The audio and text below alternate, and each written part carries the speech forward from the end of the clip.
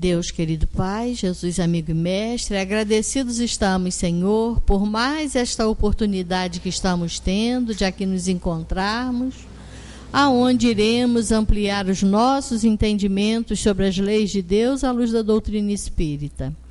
Que essa reunião transcorra em clima de muito aprendizado para todos nós. Obrigada, Senhor, graças a Deus, e que assim seja. E com vocês, nossa irmã Celi Machado. Cá estamos novamente para estudar aí a intervenção dos espíritos na nossa vida aqui na Terra, né? Como a gente vem falando, talvez esse seja o grande problema da humanidade. Não entender isso, não aceitar, não crer nisso. Né? E não poderia ser diferente. Nós somos pilhas, né? Nós somos energia, e apenas nos diferenciamos do desencarnado pelo corpo, que eles não têm, o corpo material, e a gente tem.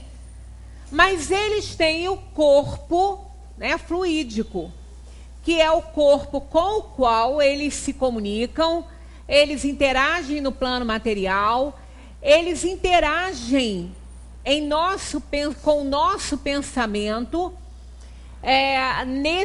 nessa interação fluídica.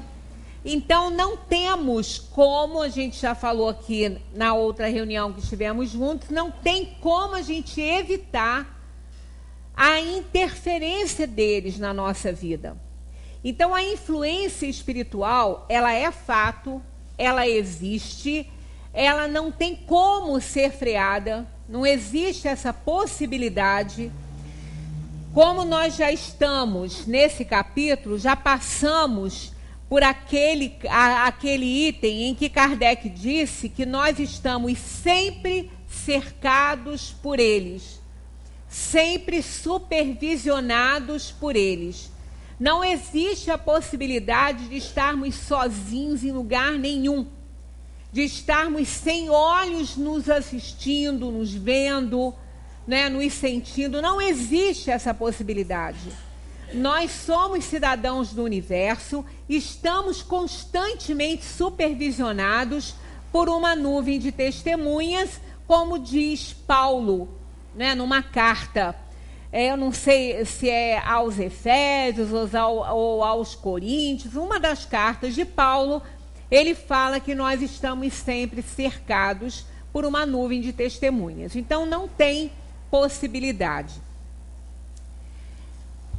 Segundo os espíritos, nós só podemos ficar isentos dessa influência, dessa supervisão constante, né, incessante aí dos espíritos, em momentos especiais, onde somos guardados pelo espírito protetor, onde somos assim isentados dessa interferência em momentos muito especiais, principalmente nos momentos da união celular feita, não é, com aquele envolvimento amoroso, afetivo e não clandestinamente, né, onde se destinam essas encarnações de espíritos, onde tudo precisa correr muito bem, né? Onde tudo precisa dar muito certo, porque muitas vezes o espírito reencarnante, ele é tão necessário aqui nessa terra para alguma coisa, nada pode sair errado, tem que tá tudo direitinho, né? E dependendo do comprometimento dessa alma com o mundo, né, com as coisas e a tarefa que ele aqui vem desempenhar, então são momentos onde nada pode dar errado nessas circunstâncias, e aí há uma proteção maior do espírito protetor nosso, do anjo da guarda, resguardando-nos nesse momento, para que essa receptividade, né, do espírito reencarnante na união celular, porque quando há a união dos gametas masculinos e femininos, ali vai se formar, então, o ovo e vai se desenvolver um corpinho para dar oportunidade a um espírito para reencarnar. Então, há muitas interferências nesses momentos, dependendo da sintonia em que se encontra o casal, né, a pessoa ou um dos parceiros, ou até mesmo o espírito reencarnante, né, o comprometimento que ele traz. Então, havendo uma necessidade, vai haver aí um cuidado a mais dos espíritos que protegem esse momento, que é um momento muito importante na chegada de uma alma à Terra, né? Então, havendo essa necessidade, não podendo mesmo haver nenhuma interferência, então há uma proteção dos espíritos protetores nesse sentido de nos impedir essas influências, essa interferência de outras inteligências, de espíritos nesse momento. São casos mais raros, não é? Porque tudo isso, toda essa proteção, ela tem que ficar a cargo, normalmente, né? No nosso cotidiano, a cargo nosso. Nós não podemos transferir isso para os espíritos. Eles nos protegem, mas nós temos a nossa parte a realizar. Ajuda-te que o céu te ajudará. Então, nós vamos ver nessa questão que os espíritos falam aqui, que é a questão da sintonia, né? Como que nós estivemos nas últimas reuniões, penúltima, né? Porque a última não estava. Os espíritos influem sobre os nossos pensamentos e as nossas ações, eles dizem. Nesse sentido, a sua influência é maior do que suponde, porque muito frequentemente são eles que vos dirigem. Então, como nós já aprendemos aqui, isso é feito através da nossa sintonia, né? O espírito se aproxima de nós pela sintonia do nosso pensamento, pela semelhança que eles encontram com as nossas atitudes, com as nossas atividades, com os nossos sentimentos. Então, isso tem que ficar a cargo nosso. Nós não vamos ficar esperando que os espíritos vão nos livrar da influenciação inferior. Não. Inclusive, tem uma frase no Pai Nosso que é muito mal interpretada pelas pessoas, né? Aliás, todo o Pai Nosso, né? Toda aquela oração, ela é muito mal interpretada por nós. Nós interpretamos ao nosso jeito, né? Do jeitinho que nós gostaríamos que fosse. Então, quando o Pai Nosso termina, está lá assim: não nos deixeis cair em tentação, mas livrai-nos do mal. Pois é, esse não nos deixeis cair em tentação, esse ele é uma preposição que tem valor temporal. Uma das coisas mais difíceis para o aluno aprender na escola é a questão das preposições. Ela é o grande bicho-papão. Por que as pessoas erram as concordâncias e as regências? Não é? Principalmente a regência do verbo. Por causa das preposições que eles não conseguem entender o valor delas. Então, não é fácil mesmo, não. Não é fácil, não. Então, essa preposição em, de início, assim, aparentemente nessa frase, ela tem, assim, um valor. Não nos deixeis cair em tentação. Quer dizer, a impressão primeira que dá aí é que a gente está pedindo a Deus para que Ele nos livre das tentações. Não nos deixeis cair em tentação. Essa é a primeira impressão. Só que esse em aí, ele tem valor temporal. Ele não tem o valor normal dele, ele tem valor de tempo. Então, poderíamos colocar aí perfeitamente um advérbio de tempo nesse lugar e vai dar direitinho o que é, na realidade, essa frase. Não nos deixeis cair quando em tentação. Quando estivermos em tentação. Então, olha a diferença, né? Então, como foi omitido o tempo aí, esse poder do advérbio, né, ele foi omitido nessa frase, a frase ficou com uma interpretação errada, né? Quando a gente aqui fala às vezes que é uma das classes de palavra assim que tem mais poder depois da ação, é ele, porque ele modifica a ação, né? A função do advérbio é essa, é modificar a ação, é modificar o verbo, né? E os adjetivos. Então ele tem esse valor. Então quando ele foi retirado na tradução dessa oração, ele foi retirado daí, ficou uma interpretação que Jesus estava pedindo a Deus para ele livrá-lo das tentações. Ora, é muito fácil. E por que ficamos com essa tradução? Porque é a melhor para nós. Não é? Não é muito melhor pedir a Deus para nos livrar das tentações? Claro, né? Mas só que não é isso, né? É não nos deixes cair quando em tentação. Quando eu estiver em tentação, me fortaleça, me proteja para que eu não caia nessas tentações. Ora, não vamos nos iludir, o mal vai sempre existir. O mal vai sempre estar presente, ele só não foi criado por Deus, mas ele foi criado por nós, com o nosso, com o mau uso do livre-arbítrio, ele foi criado por nós. O espírito, ele foi criado com a essência do bem, é nesse sentido que está lá, que Deus nos fez a sua imagem e semelhança, Deus não tem o mal em si, não poderia colocar em nós esse mal. Ele colocou a essência do bem. Mas a essência, a semente, ela tem que ser desenvolvida, ela tem que ser cultivada por nós.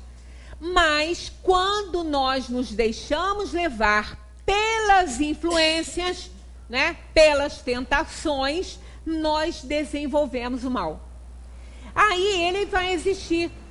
Ele é tão necessário para que a gente encontre o caminho do bem, para que a gente possa fazer as diferenciações. Né? É aquela questão do filho pródigo, né? Da parábola do filho pródigo, que eu já falei que ela não devia ter esse nome, devia ser o pródigo e o egoísta, porque aquele que ficou era pior do que o que foi. Né? Porque se a gente analisar bem essa parábola, ele não era bonzinho coisa nenhuma ter ficado com o pai, não. Ele ficou com o pai para usufruir sozinho de tudo que ele tinha, que o pai tinha para dar. Né? Ele foi contra dar para o outro para ir embora. Ele foi contra o retorno do outro. Quando aquele pai fala, o seu irmão que voltou, aí ele vira e fala assim, este teu filho. Quando ele fala este teu filho, ele não considera aquele menino como irmão dele. Não é? Quando este teu filho voltou, você matou a melhor novilha. E eu que fiquei aqui, não tive todas essas regalias. Então ele era extremamente egoísta. Ele não ficou lá porque ele era bonzinho. Ele ficou porque ele queria sozinho, né, ficar lá bajulando o pai para conseguir tudo que ele queria. Então essa parábola, a parábola do filho pródigo, dá a impressão que só aquele que saiu, que jogou, que acabou com os bens do pai, que era ruim, né? Mas aí o que aconteceu? Ele conheceu o mal que se desenvolveu nele. O mal não foi passado para ele pelo pai. O pai só fez o bem. Deu a ele o que era dele. Dai a César o que é de César. Deu a ele o que era dele. Ele então pegou tudo que era dele e saiu a esbanjar o que era dele. Aí ele começou a conhecer o que era ruim, que até então ele não conhecia, porque ele estava sob os cuidados do pai. Aí ele foi usando tão mal, né, a sua fortuna, ele foi fazendo escolhas tão ruins, que ele chegou a um ponto que o mal era tão grande, que ele sentiu a necessidade do bem. Aí ele retornou à casa do pai. Então isso acontece com todos nós. Quando nós fazemos as nossas escolhas ruins, quando nós fazemos as nossas atividades impensadas, indignas, e não damos nem importância para isso, nós estamos desenvolvendo o mal, e vamos chegar a um ponto que vamos ser aquele filho pródigo que vai retornar à casa do pai, sentindo a necessidade do bem. Como essa parábola, ela ensina, é uma das mais bonitas do Evangelho, porque ela trata dos dois problemas cruciais da existência humana, não é? Que é o egoísmo e a prodigalidade. Né? Ela trata desses dois males, porque são os dois extremos, como a gente já falou aqui, o meio tem que ser encontrado, porque precisa do equilíbrio. Então ela trata das duas mazelas da criatura, né? Que é o orgulho, a vaidade, o egoísmo e a prodigalidade, que também não é saudável, porque põe tudo a perder e impede a criatura de evoluir bem. Né? Então, é uma parábola muito interessante.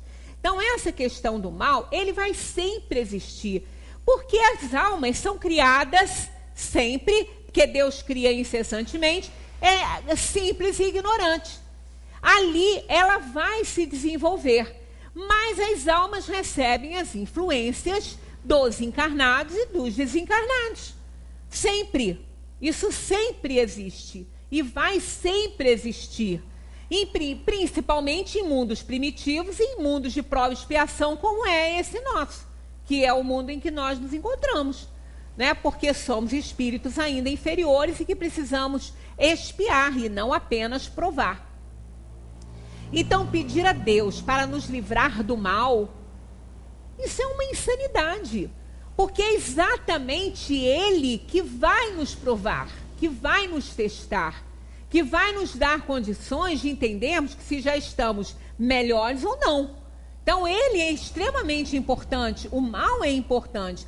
Não deveria ser desenvolvido por nós, mas Ele é um parâmetro aí para a gente sentir que precisa melhorar, né? Que as coisas não estão dando muito certo. Agora, precisamos, para isso, ter olhos de ver e ouvidos de ouvir a própria atitude.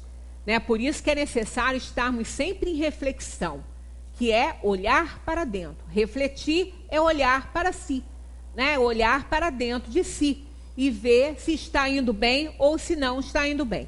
Então, a sintonia do pensamento, as nossas atitudes, são elementos fundamentais para a influenciação boa ou não. Influência a gente vai sempre ter, não tem como frear isso aí vai existir. Agora, a influência boa ou ruim vai depender de cada um. E é assim que os espíritos veem tudo o que fazemos, pois estáis incessantemente rodeados por eles, mas cada um só vê aquelas coisas a que dirige a sua atenção. Né? A gente já passou por essa aí, que essa foi a primeira pergunta desse capítulo aqui. Então, se nós estivermos fazendo coisas boas, pensando bem, os maus não se interessarão por nós, a menos aqueles muito interessados em minar um trabalho, como esse nosso aqui. Né? Não é por isso que nós que estamos aqui interessados em aprender, né, aprender a doutrina, tentar, dentro das nossas possibilidades, praticar aquilo que a gente está aprendendo, não é por isso que nós não vamos ser também influenciados pelo mal. Nós não vamos atrair o mal pelo bem que estamos fazendo, não. A gente vai atrair o mal porque eles querem minar um trabalho grandioso. Então, não é a nossa sintonia no bem que vai atrair. Eles vão ser atraídos pelo trabalho grandioso que a espiritualidade faz na Terra e usando aqueles que aqui estão bem intencionados como instrumentos. Então, eles querem minar esse trabalho, que não convém a eles, eles querem minar. Por isso que mesmo as pessoas de bem, as pessoas que estão fazendo a sua parte, que estão fazendo o seu trabalho com sinceridade, essas pessoas não estarão isentas da influência do mal, porque eles querem minar, mas elas estarão também protegidas pela sua ação no bem.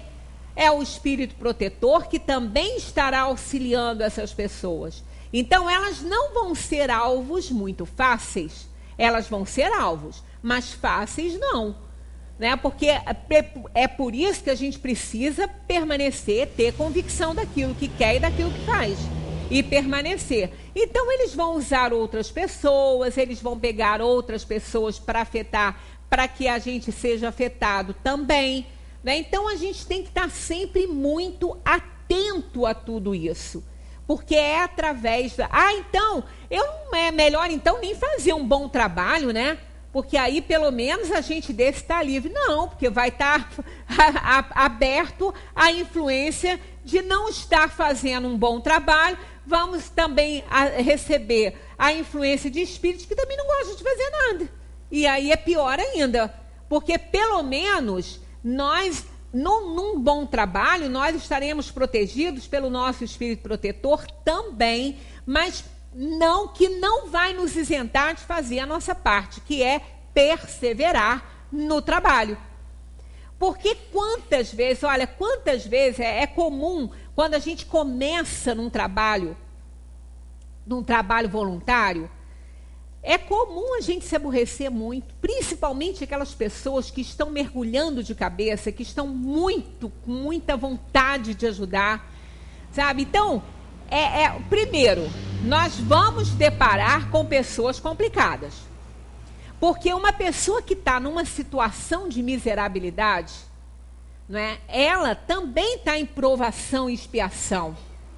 Né? Ela pode não ser, pode ser um espírito muito bom que esteja nesse estado, porque pediu isso como prova.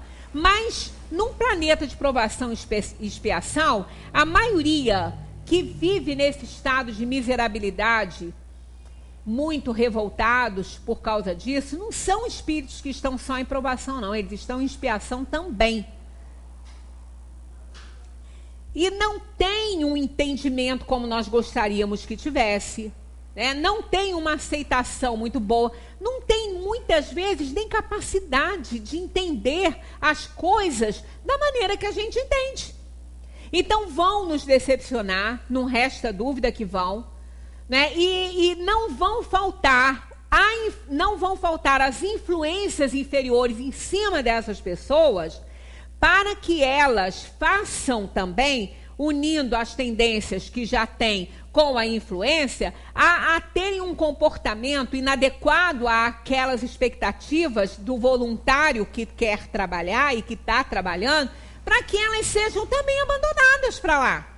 Porque eles também não querem esse tipo de trabalho. Então, eles testam a nossa perseverança o tempo inteiro. Né? Quando a gente se propõe a fazer trabalho voluntário, a assistir aqui ou ali, nós temos que ter essa consciência de que isso tudo pode acontecer.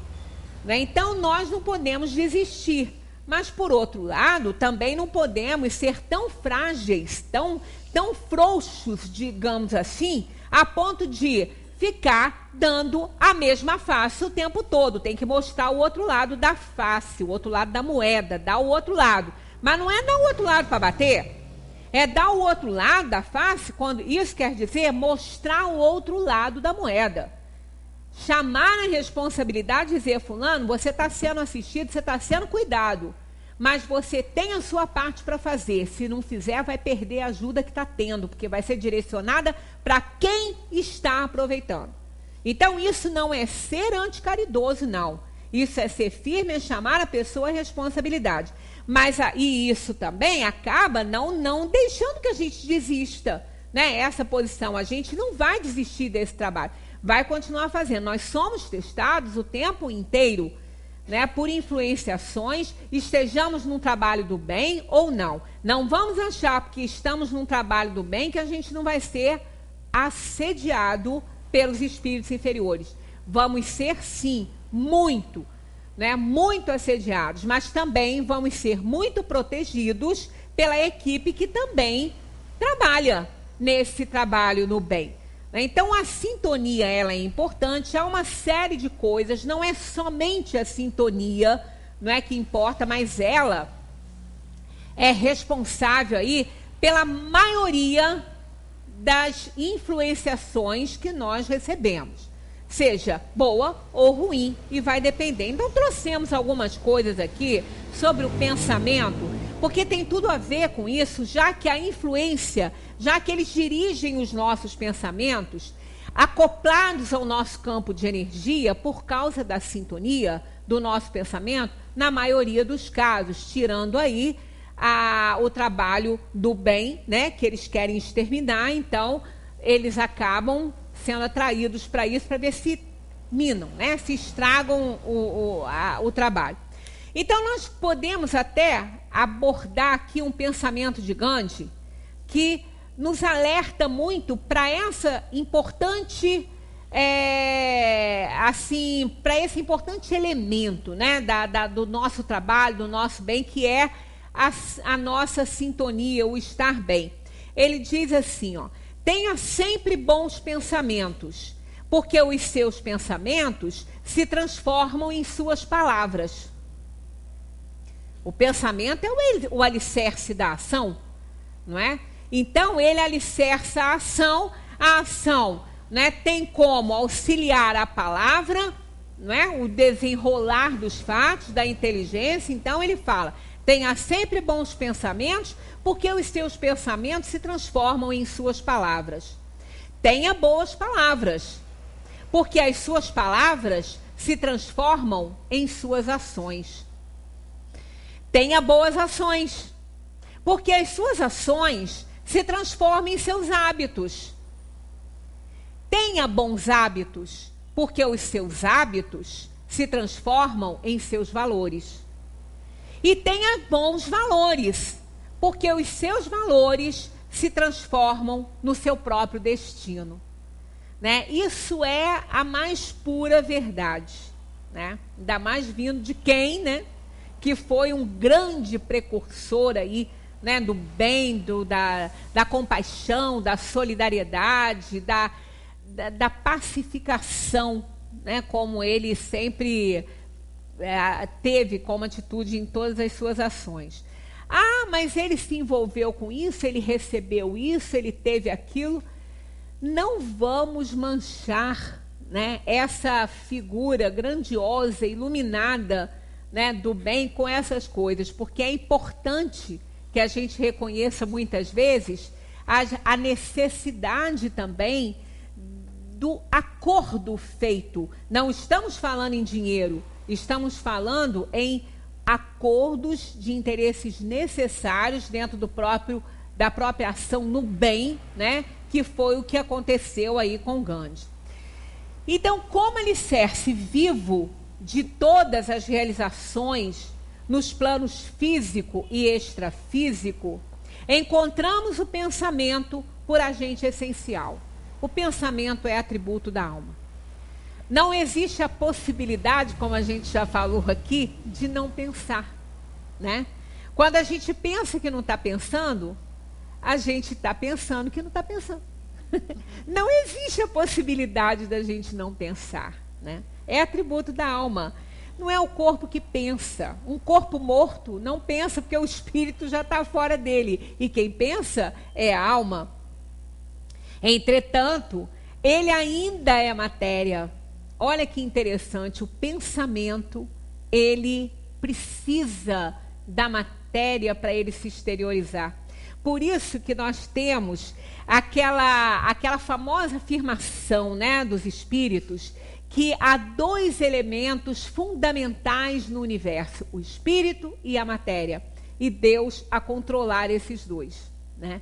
Então, os dois se unem desde os primórdios, o espírito com a matéria, quer dizer, aquele princípio, né? Não é um espírito ainda, é um princípio espiritual, né? Com a matéria, com a parte menor, a menorzinha de tudo, né?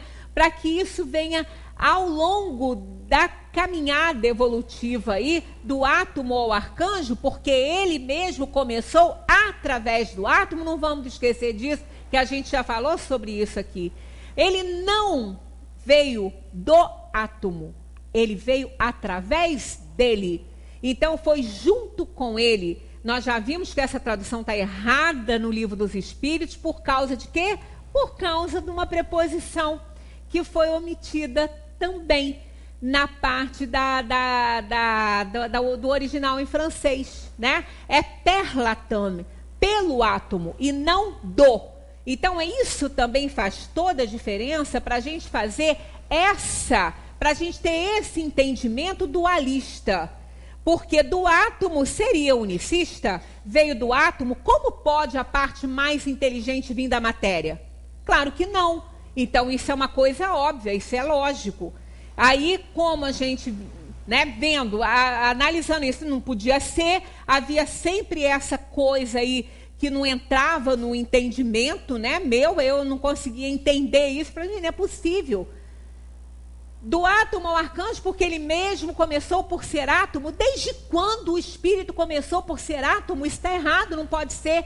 Isso contradiz tudo que eu aprendi no espiritismo, está lá escrito, isso era uma pedra no meu caminho. Né? Como Drummond falou, tem uma pedra no caminho, no meio do caminho tem uma pedra, e no meu tinha. No meu caminho do entendimento do espiritismo tinha uma pedra. Essa frase era uma pedra no meu caminho. Eu falei, não é possível, tem erro aí. Não tem jeito, tem erro. Tem alguma coisa errada.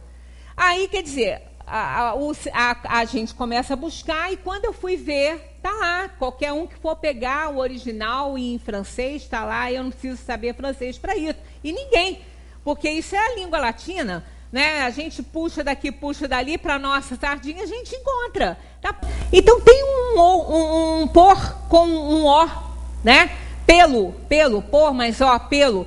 Então tá lá, pelo. Aí faz toda a diferença, toda a diferença. Então do átomo ao arcanjo, porque ele mesmo começou pelo átomo e não por ser, como está aqui na tradução, né? Que a gente tem aqui. E isso faz, então os dois vêm caminhando, né? A matéria e o espírito vêm caminhando, vêm fazendo toda a sua trajetória, desenvolvendo-se junto. Então, isso é extremamente importante para o trabalho. Quer dizer, o espírito, e está no Livro dos Espíritos isso, ele precisa da matéria para se manifestar, e a matéria precisa dele para intelectualizá-la. Por isso que essa caminhada é junto. Por isso que existem os dois elementos fundamentais do universo, o espírito e a matéria. O espírito sem a matéria, ele não pode se manifestar. Ele não tem, ele é energia pura, ele não pode se manifestar, ele precisa da matéria. Mas a matéria sem ele não é nada, porque ela precisa dele para intelectualizá-la. Né? É como uma bicicleta, né? Uma bicicleta encostada numa parede não serve para nada. Para que ela vai servir? Da mesma maneira, um carro parado numa garagem não serve para nada. Ele precisa de alguém que o dirija. A bicicleta precisa de alguém que saiba andar de bicicleta, que com certeza não serei eu, porque eu não sei, né? Então, para mim, ela não vai servir de nada, vai continuar paradinha lá, a não ser para me dar um tombo atrás do outro e fazer vídeo cacetada, né? Então, para mim, ó, o que uma bicicleta ia me servir? Para nada, eu não sei andar, né? E a bicicleta, então, ia ficar lá. Quer dizer, é um bom elemento para se conduzir, que para mim não ia adiantar nada. Então, a matéria sem o espírito é uma bicicleta com alguém que não sabe andar. É um carro com alguém que não sabe dirigir, que está lá parado dentro da garagem. Então, são coisas que a gente precisa entender para a gente ver como que nós estamos nessa caminhada toda junto. Então, a questão do espírito, ele pensa, mas para manifestar seu pensamento, ele precisa da matéria. Ele precisa interagir com o fluido. O fluido cósmico universal é matéria. Ele precisa disso para se locomover. Assim como nós precisamos do ar para conduzir o som da nossa palavra, que se não fosse ele, ninguém estava ouvindo nada aqui. Né? Então, ele está apenas estimulado, intensificado, né, pelo microfone, mas se eu não tivesse microfone, a voz ia sair, só não ia alcançar muito. Né? Do outro lado, ninguém ia entender. aqui na frente todo mundo ia entender, porque o ar estaria conduzindo o meu som aqui. Né? Então, isso a gente precisa. Então, há uma interação constante entre a matéria e o espírito. Né? Isso é fundamental. Então, nós precisamos dessa interação. Quer dizer, a alma é que pensa. O pensamento é atributo dela. Mas ela precisa da matéria para exteriorizar os pensamentos. Então, o pensamento é matéria. Matéria mental. Quando nós pensamos, nós emitimos matéria. Matéria que é nossa, que volta para nós. Ela gravita, os nossos pensamentos gravitam em torno de nós. São quadros pintados com matéria muito essenciada, mas é matéria. Então, já foi fotografado pelas pessoas interessadas no assunto, né? Eni Pessan se dedicou a isso aí, a fotografia do pensamento. Então, o pensamento é matéria. Por isso que a gente tem que ter um cuidado enorme. Quando pensamos, pintamos quadros. Esses quadros são vistos pelos espíritos e os espíritos vão se ajustarem perfeitamente ao nosso campo energético porque estão afinizados com o nosso pensamento. Entretanto, ele ainda é matéria. A matéria mental, composta de elementos que transcendem o sistema dos elementos químicos conhecidos no mundo, onde as leis de formação das cargas magnéticas ou dos sistemas atômicos prevalecem sob novo sentido, compondo um maravilhoso mar de energia sutil. Imaginemos se, olha, isso seria um horror, né? Se a gente pudesse o tempo todo ver isso, né? Imaginemos as teias de energia no espaço, né? No espaço. Sem contar com as ondas magnéticas, né? Desse microfone, das rádios, de todos os equipamentos eletrônicos, dos satélites, sem contar isso, do pensamento. Porque tem muito mais gente no mundo, no planeta, do que elemento voando no espaço, né? Então, imaginemos como isso seria, né? Como que seria uma teia fechada, né? De emissão de pensamentos. Por isso que quando nós emitimos um pensamento, quando a gente encontra uma pessoa que a gente gosta, a gente logo pensa nessa pessoa. Quando a gente visualiza essa pessoa vindo na rua, né? Ela está um pouco distante ainda. Aí a gente visualiza e a gente gosta dessa pessoa. Aí já começa a pintar um quadro bacana, né? De boas energias. E aquela pessoa também. Então é uma troca de energia muito boa, que faz muito bem, né, às pessoas. E o contrário faz muito mal. Todo mundo já pôde exercitar isso aí, né? Já passou por uma experiência assim. Quando a gente ao longe vê alguém que não gosta, o coração já começa a bater muito mal. Chega a descompassar, né? Se a gente puder, a gente corta caminho, atravessa a rua, mas isso não adianta muito, porque o pensamento que nos levou a atravessar ou a cortar caminho está lá conosco. O caminho está lá. É diferente, mas o pensamento é o mesmo. E a outra pessoa, se nos viu, vai fazer a mesma coisa. Aí vai ficar, como a gente fala, aquele tráfico de pensamento. É droga virtual. É a droga virtual. Não precisa cheirar, não precisa injetar, não precisa nada. É a droga virtual. É uma bomba que às vezes é maior do que se a gente beber um alquinho aí.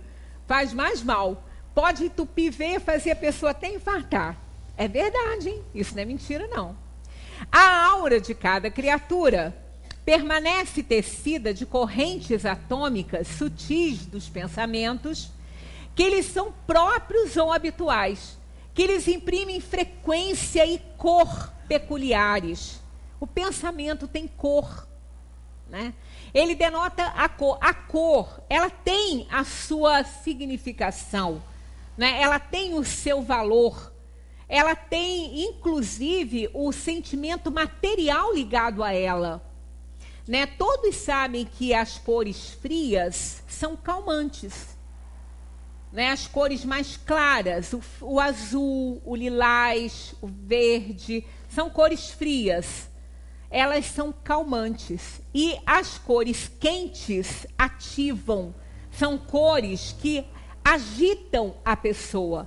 Quando se entra num ambiente todo vermelho e laranja, isso intensifica a gente, né? A gente fica mais ativo, mais agitado um pouquinho.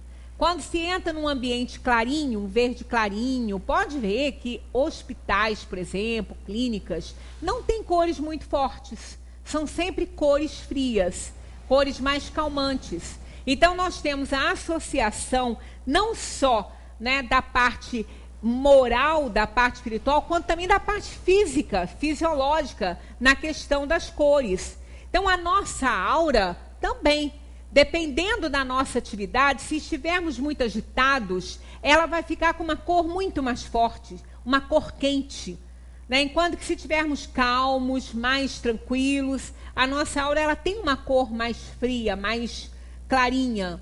Né? Então, ela também, os nossos sentimentos, ainda têm esse poder de causar, fisicamente falando, né, modificações no nosso campo fluídico. Isso tudo aí é plenamente observado pelos espíritos. E isso tudo já foi fotografado, já foi gravado com máquinas especiais. Né? Já foi gravado. Pensamento, quando Eni Bessan, quando ela fez esse trabalho, importante, outros também, cientistas fizeram esse trabalho, eles conseguiram pegar os pensamentos em ação, até porque foram induzidos, né? As pessoas receberam momentos assim que a induziam a determinados pensamentos. De raiva, de amor, de ódio, né? Então é como uma espécie de fumacinha, uma coisa esbranquiçada do tipo de um ectoplasma, parecido com isso, parente dele, né? Desse fluido ectoplásmico, a matéria mental, ela tem essa viscosidadezinha. Então, quando ela se desprende dessa região aqui, né, dessa região que eles chamam no esoterismo de plexo coronário, que é aqui, né? Então, ela sai em formas, por exemplo, um pensamento de inveja, de cobiça, ele sai em forma de garrinhas. Ele vai fazendo assim umas garrinhas. Ele vai fazendo uma trilha com esse movimento aqui, ó. Esse é o pensamento da cobiça, né, da inveja, né? E pensamentos de raiva e de amor, eles são parecidos na exteriorização. É uma coisa que foi muito interessante quando eles constataram isso. Eles saem em forma de um projétil, de uma arma, sendo que carregados de energia diferente.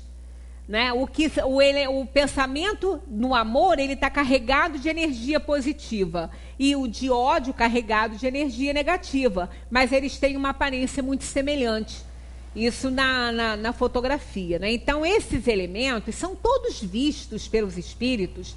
A coisa mais fácil do mundo, é por isso que quando a gente falou aqui da última vez que estivemos juntos, que não tem como enganar os espíritos.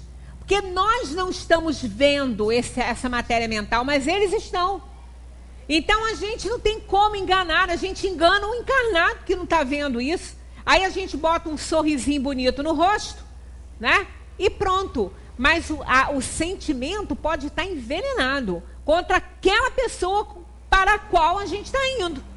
Nós temos essa capacidade ainda, né? E temos que reconhecer isso. Porque pior é aquele que se engana, que acha que ele está num estágio que ele não está, né? Ele acha que é bonzinho. A maioria de nós, né? É assim, né? A gente se acha, né? Bonzinho, bonzinho, mas a gente não é bonzinho assim, né? A gente só é bonzinho enquanto ninguém pisa no nosso calo, enquanto ninguém interfere nos nossos interesses, né? Enquanto as pessoas fazem o que a gente quer, aí a gente é bonzinho. Vai contrariar.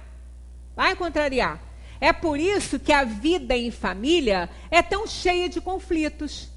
Porque não existe o verniz social, nós somos mais liberados, falamos muitas bobagens uns para os outros, né? Que a gente usa aí a força do sangue, e ele tem força nesses momentos, né? Eu brinco muito com as minhas noras por causa disso, porque eu falo, ó, vocês duas, vocês são minhas noras, vocês não são minhas filhas. Ah, mas não é a mesma coisa? Não, não é a mesma coisa, não. Se eu te fizer alguma, amanhã você vai estar magoada comigo. Pode ser até que você melhore, mas não vai ser tão fácil assim. Agora, se a sua mãe fizer, amanhã você está de beijinho, abracinho com ela. Né? Porque é a mãe. É a mãe dela, eu não sou a mãe. Aí eu brinco, eu digo assim, ó, eu sou sogra, hein? Não esquece disso não. Eu sou sogra. Infelizmente, carrega aí uma carga danada esse nome, né? Mas isso é verdade. Na família, a gente se encosta muito nessa questão da força consanguínea. Fala o que não deve, fala o que não pode, não sabendo que o espírito não é parente, não. Que o espírito não tem o mesmo sangue do outro, não. O espírito é uma individualidade. Então, a gente deve ter cuidado com isso. O espírito é mais forte que tudo. É mais forte que o sangue. É mais forte que o corpo. É mais forte que tudo. Então, não vamos abusar. Não vamos abusar, né? Parente é só o corpo. Não é a alma, não. Então, essa corrente de partículas mentais exterioriza-se de cada espírito com qualidade de indução mental, tanto maior quanto mais amplos se evidenciam as faculdades de concentração e o teor de persistência do rumo dos objetivos que queira alcançar. Então, quanto mais persistente é a nossa vontade, é o nosso pensamento, mais fácil de alcançar os objetivos se torna. Porque nós sustentamos aquilo ali. Uma forma pensamento, ela pode ser sustentada por muito tempo, dependendo da carga de interesse de quem pensa. Né? Então, ela pode ser sustentada por muito tempo. Uma pessoa, por exemplo, numa casa, alguém que morre, né, desencarna numa casa, e a outra pessoa que está ali, né, ela mantém um pensamento tão vivo naquela atividade que o desencarnado desenvolvia e na casa, que ela pode formar com o seu pensamento uma aparência daquela pessoa desencarnada, e que um vidente olha e vai achar que é um espírito que está lá, e não é. É uma forma pensamento. É uma forma pensamento. O espírito pode estar longe, pode estar isento, porque ele tem que estar protegido também, né? Porque a outra criatura obsidia tanto que fica puxando ele para dentro de casa. Então, numa situação dessa, ele tem que ser protegido para ele ficar realmente no curso que ele tem que seguir, né? Porque não é justo, né? Nesse caso, o anjo da guarda, o espírito protetor, entra em ação, os espíritos também. Aí chega alguém que vê alguma coisa, olha, eu vi fulano aí. O fulano está longe já. Ele nem está ali, ele está seguindo o curso dele. Mas então eles nunca aparecem? Aparecem, mas não é todas as vezes, não. Uma casa mal assombrada pode não estar ali a alma que a pessoa diz que está lá assombrando. Pode ser uma forma pensamento que tem movimento, inclusive. Tem movimento. Então, a gente não põe, por exemplo, animais, né, frequentemente são vistos perto dos seus donos, depois de tempos e tempos de morto. Né? O animal, existem casos que é difícil da gente explicar, às vezes, a aparição desse animal, né, em determinadas situações. Mas, na maioria das vezes, o que acontece é a forma pensamento. Um vidente que olha, né, e vê o que os olhos do corpo não veem, poderão ver a pessoa com o seu animal ali.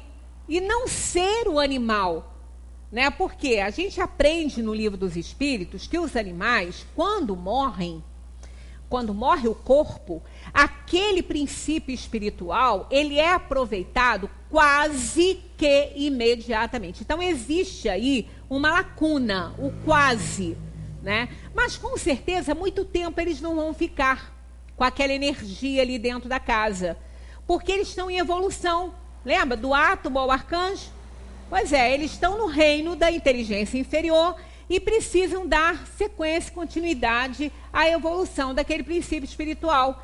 Então, não é útil para eles ficarem estacionados num período de total inatividade, porque o animal ele não tem consciência da vida enquanto ele está fora do corpo. Só enquanto ele está no corpo que ele tem. Ele tem o seu arquivo que ele está aprendendo, mas ele não tem essa consciência. Então, quando ele está no corpo, ele tem. Saiu do corpo, ele está entregue ao grupo espiritual da natureza que trabalha nisso aí. E que vai aproveitar aquele princípio espiritual quase que imediatamente a morte do corpo físico. Então, ele não fica por muito tempo para ser visto ao lado do seu dono. Ele não fica por muito tempo. Por um período, pode aquela energia ficar assim e ser visto perto do seu dono.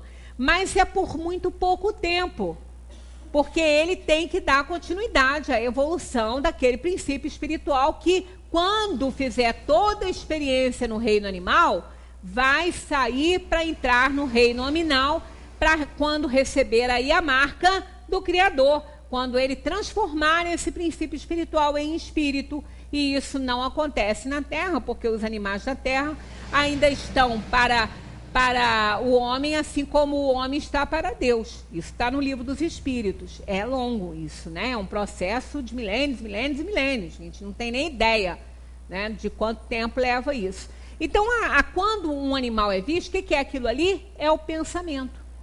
É a matéria mental. Perdão, é a matéria mental formada com aquele ser que está presente no arquivo mental daquela pessoa que tanto amou aquele bichinho.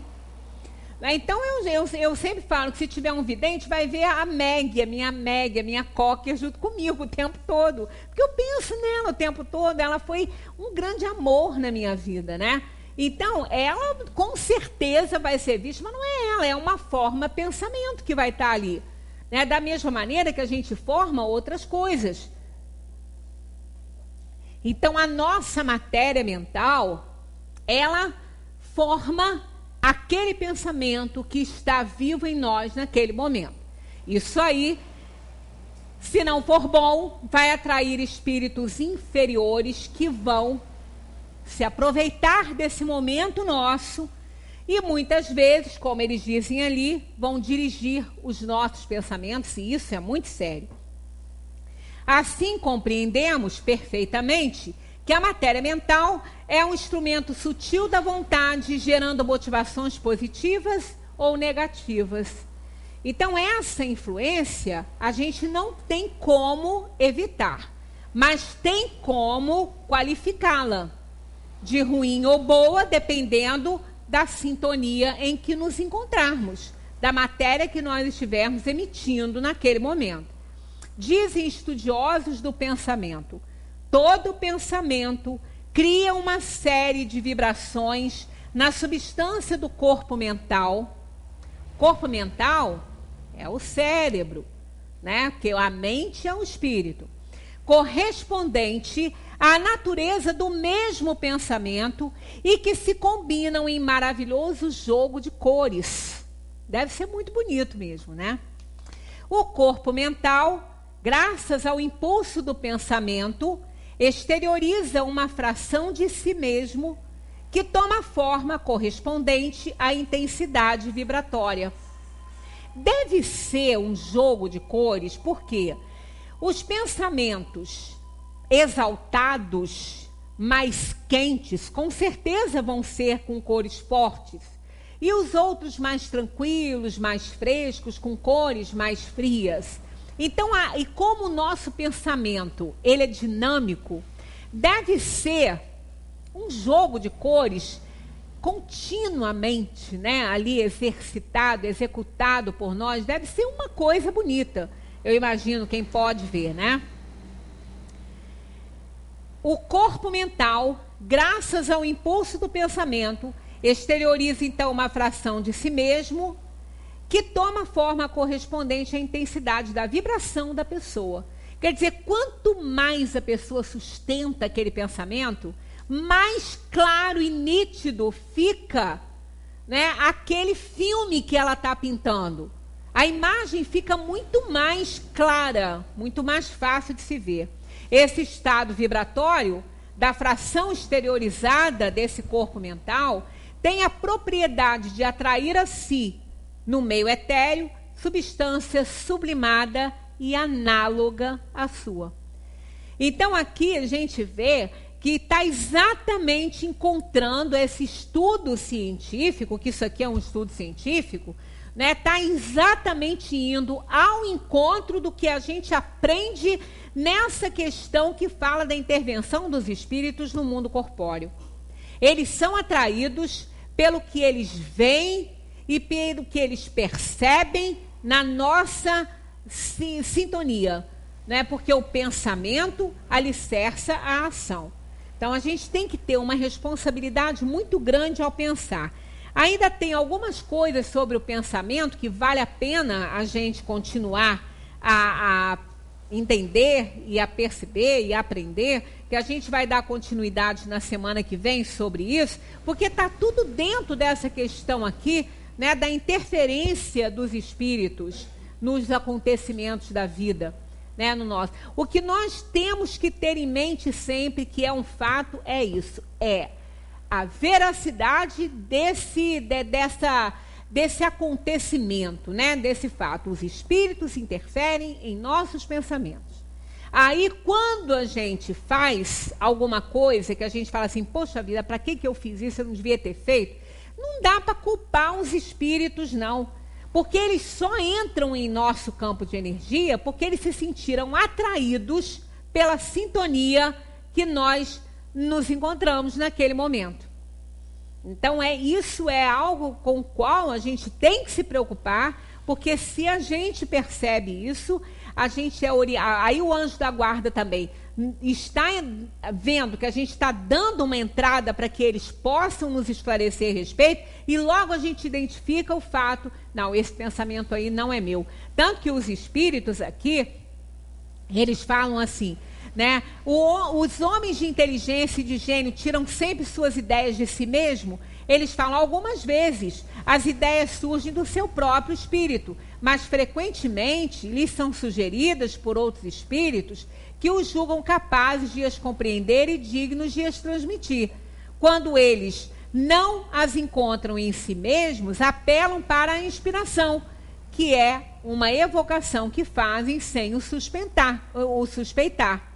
Então, eles falam que a gente está sempre ali aberto, né? Então, vai depender da nossa vontade, né, da nossa ação, estarmos sendo bem ou mal influenciados. Por isso que qualquer processo obsessivo não dá para ficar botando a culpa no obsessor, não. O obsessor é um aproveitador da situação que já existe em nós. Eles não criam essa situação. Eles se aproveitam dela. Né? Eles se chegam quando eles encontram porta aberta pela sintonia do pensamento. Muita paz para todos. Semana que vem a gente parte ainda dessa questão aqui do pensamento, porque tem muito mais coisa ainda para entendermos a respeito disso aí. Muita paz para todos.